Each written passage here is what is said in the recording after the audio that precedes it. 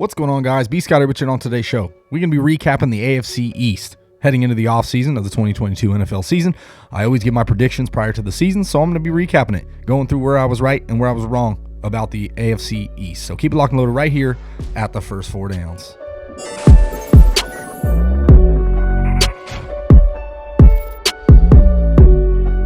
What's going on, guys? Welcome back. As I mentioned in the preview, we're going to be going through the AFC East today, giving you a little recap on each team and how they did and how they finished out the season and heading into the 2022 NFL season. So before we get to today's content, don't forget, like the video, subscribe, share, thumb bell, and then comment. You want to hear any more information about any of these teams or your favorite team, drop in the comment section. I'll be glad to give you my opinions on what their situation could be heading into next season. So let's start at the top. First off, the Buffalo Bills. I had them 14-3. That was my early season prediction. I do a prediction video every single year for each division. I had the Buffalo Bills at 14-3. I really thought they were going to be able to really put it together and have a strong push. I had them as my Super Bowl favorites this year.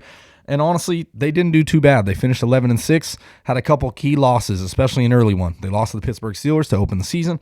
They also lost to Jacksonville in Week 9, a couple shocking losses. But Josh Allen played great. Was a little sporadic, turned the ball over a little bit. 4,400 total passing yards, 42 touchdowns total, 36 passing, and he had obviously 6 rushing. Third most points per game, the Buffalo Bills, so the offense was humming, and the defense was great. Gave up the fewest points allowed on the season. The number 1 overall ranked defense. Now, yes, they ran into the buzzsaw that is Patrick Mahomes and the Kansas City Chiefs in the playoffs. It seems like they really got their number because the Chiefs were on a decent roll to end the season, but the Buffalo Bills were hot too, and, that was the key. They needed to get past Kansas City.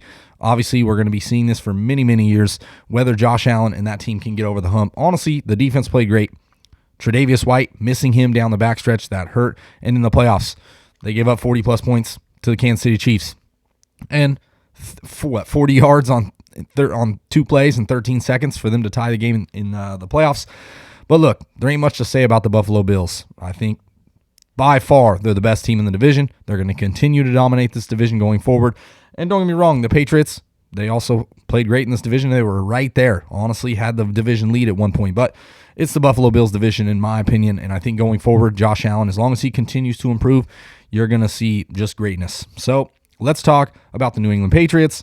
Heading into the season, I had the Patriots at 11-6. I thought they'd rebound from the prior year. I thought Mac Jones was going to be efficient enough, and the defense was going to hold. And they were pretty successful. 10-7 is where they finished. Almost had the division, lost to the Buffalo Bills, 2 weeks before the season ended. So, Buffalo flip-flopped and got the division back.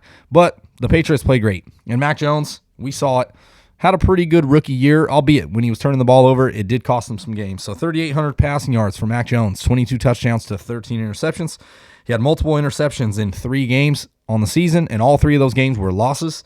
Also, 8 games without a turnover for Mac Jones, without an interception. 7 wins and 1 loss. So we knew that when Mac Jones was efficient and not turning the ball over, they were going to have a chance to win these football games. So obviously Mac Jones going forward has to improve a little bit in that regard. They got to give him a little more, obviously, confidence. He was a rookie and he played great. And then we know the New England Patriots defense is always going to be there. New England, 6th most points per game on the season at 27.2 on offense.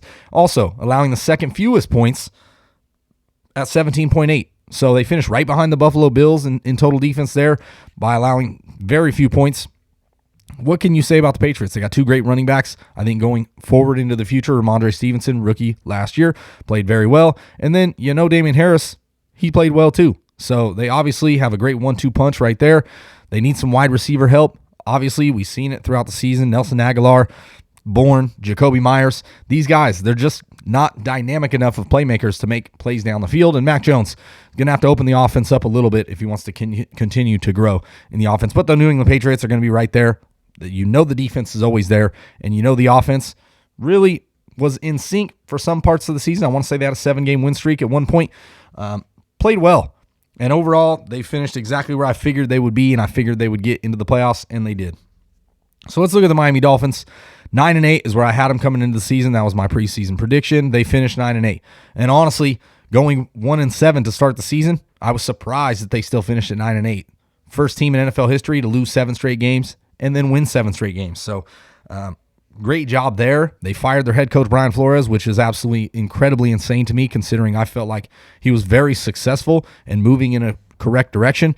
Obviously, not what the Miami Dolphins, ownership wanted to go, but I thought Brian Flores was doing an excellent job. I can't believe he got fired. I can't believe he doesn't have an NFL job, because he looked like a pretty great coach to me, considering he rattled off 7 straight victories after 7 straight losses. That's got to be tough on the morale as it is, and to continue to go out there and produce every single week. So, look, Tua didn't play great.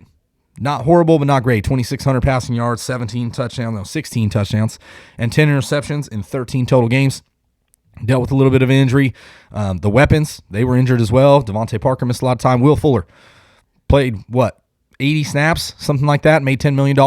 Played a game and a half, pretty much. So, and we've seen what Jalen Waddle did. He was outstanding as a rookie, and I think going forward, that's going to be a huge piece there. And I think Tua can have some success.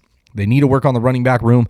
They did not trust Myles Gaskin much of the season. They bring in Duke Johnson, who, honestly led the team in yards per carry at 4.6. So going into the offseason, I'm not sure what they're going to do with the running back position.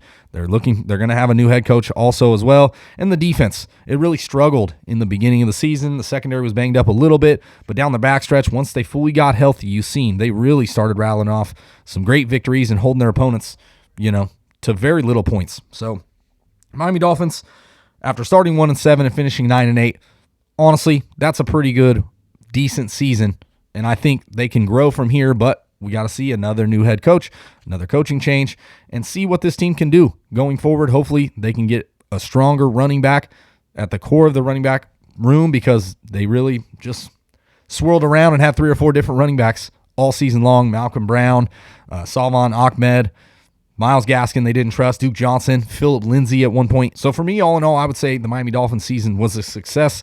And I think going forward, they're going to be able to add some additional pieces. This is going to be a strong division going into the future.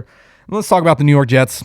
They finished bottom of the barrel. It's what I figured them to finish. 3-14 is my prediction on the season. They finished 4-13. And look, Zach Wilson struggled mightily. I want to say he had 8 touchdowns or 10 touchdowns to 11 interceptions.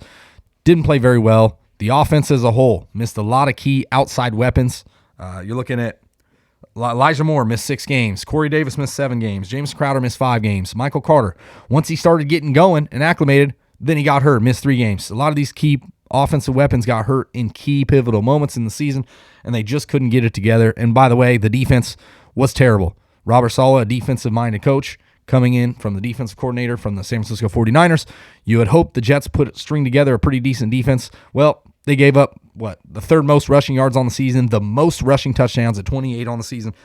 They couldn't stop a nosebleed, especially when he was running up the middle. So, look, the Jets, they got a bright future. I think Zach Wilson played okay in spots, but struggled mightily. The offensive line didn't play well. I think heading into this next season, another season, Michael Carter, Elijah Moore, they got a lot of strong offensive weapons moving forward, and I think they can win some games next season. Albeit, they got to sew up some holes on the defense for sure. Got to be able to stop somebody, because this is not a division in which you're going to allow teams to run the football effectively and get some wins. So the Jets got a lot of work to do, but, pretty much as expected where I thought they would be finishing the 2021 NFL season. So that's it. That's my AFC East recap heading in to the 2022 offseason. I'm going to recap every single division. I'm going to go through my predictions of what I had before and how these teams finished, and kind of see where the lay of the land is heading in to the next season. So for the first 4 downs, it's been B. Scott, and I'm out.